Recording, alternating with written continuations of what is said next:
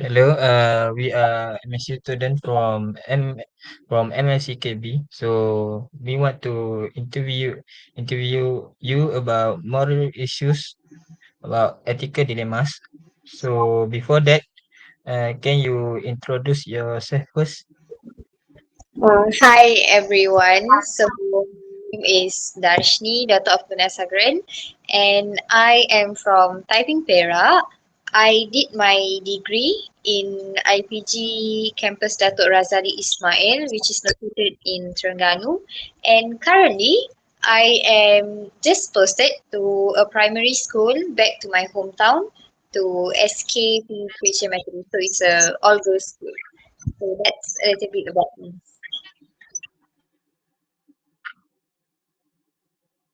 Okay, thank you for your introduction. So we may continue our interview with the first question. Aina.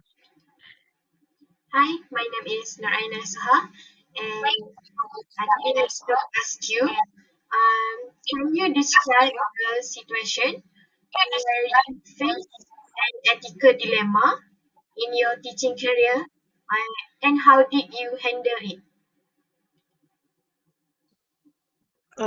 The question was about dilemma in my career, right? So regarding cultural dilemma, I would say multiracial would be an issue actually because I was studying in Terengganu, and I would like to share a little bit of experience that we got during that time. I was doing my practical in school of semi-Muslim students. So for them, the people at Terengganu, they felt that it was a little bit different because Indians there, right? So when I went there, they felt different and they were thinking of like, is this teacher even able to speak in English or in Malay? Because at that moment, they thought that I can only speak my mother tongue, which is Tamil. So eventually, I told them that it's normal in Malaysia that we have different cultures. And then I told them that ever since my primary school and even at my home, I am exposed to English and also Malay language as well as my mother tongue. So that is one thing.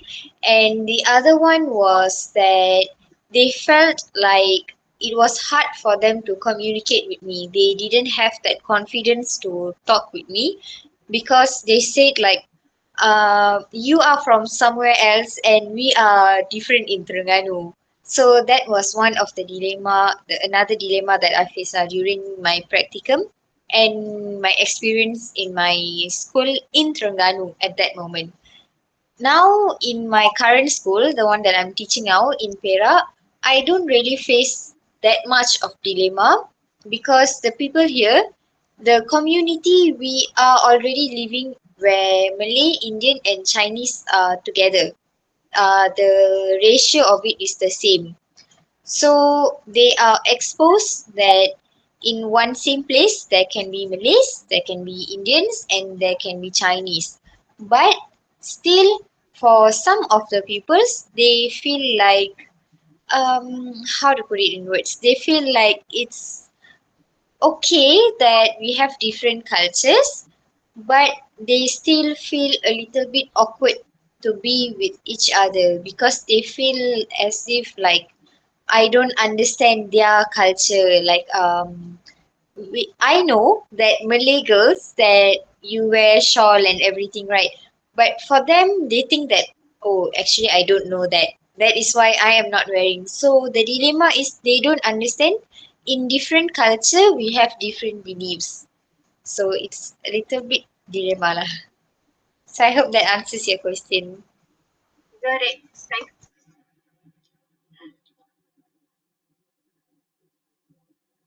Okay, for next question is from me. How do you handle instances of academic dishonesty, such as cheating in your classroom?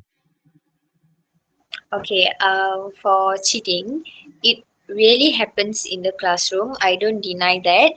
But for cheating, I would use a very simple approach where I talk to the pupils themselves. So it's like if I found out that they are cheating, I would ask the student privately. I wouldn't ask in the classroom in front of everyone. So when I go and ask them privately, they tend to share their problem and they will say the reason why did they cheat and so on. Because if I ask them in front of everyone or in public or even in the classroom itself, they would feel like disgraced and they will feel very ashamed of their doing, and they will feel ashamed why did I ask that. So I ask them in private to respect them, and then I would give advice to them. So that is how I handle cheating problems. And nowadays we don't really have a lot of evidence, right? So it's like they don't really cheat that much, but for homework they do cheat. So for homework it is very important for me to see, is this student actually answering the question correctly, and then if it's wrong, I can see the other students also. If the pattern is the same, then I would suspect they are cheating. I will see a few more times and then I will ask the students themselves. Okay, thank you for your answer. So next question.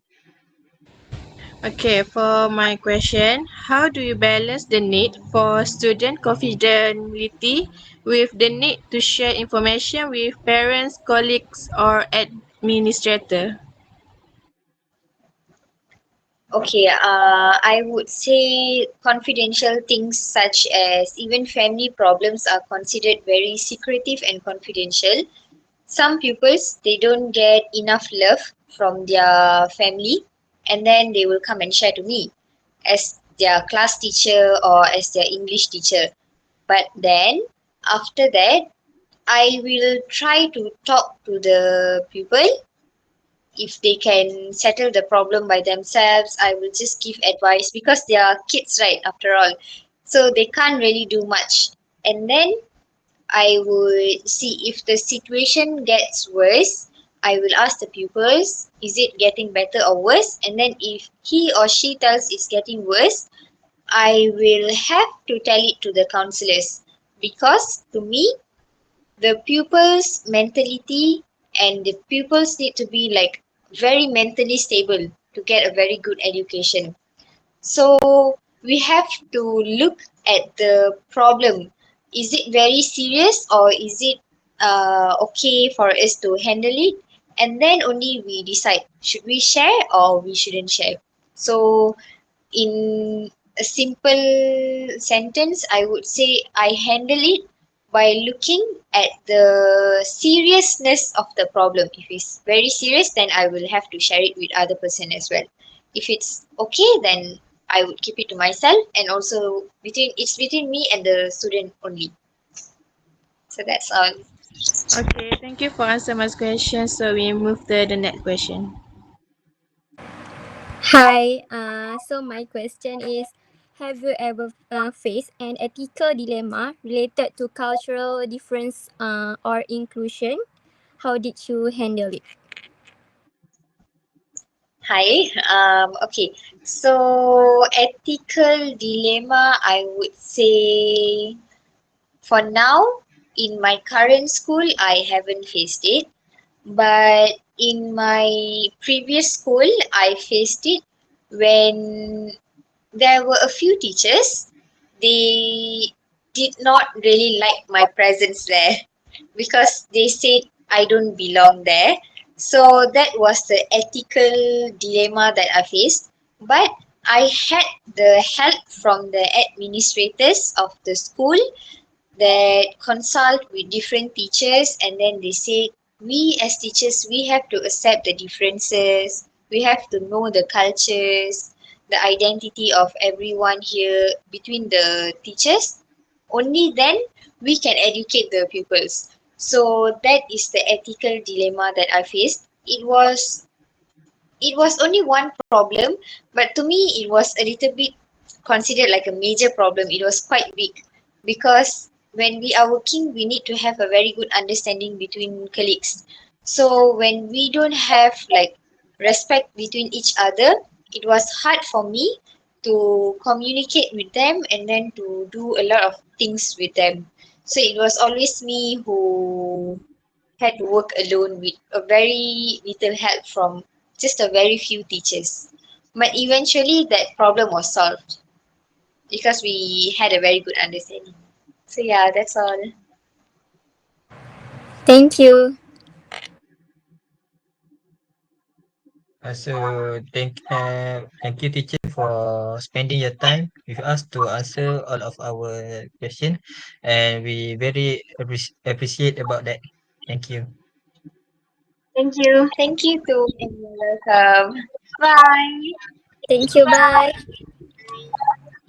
Okay, so. Jangan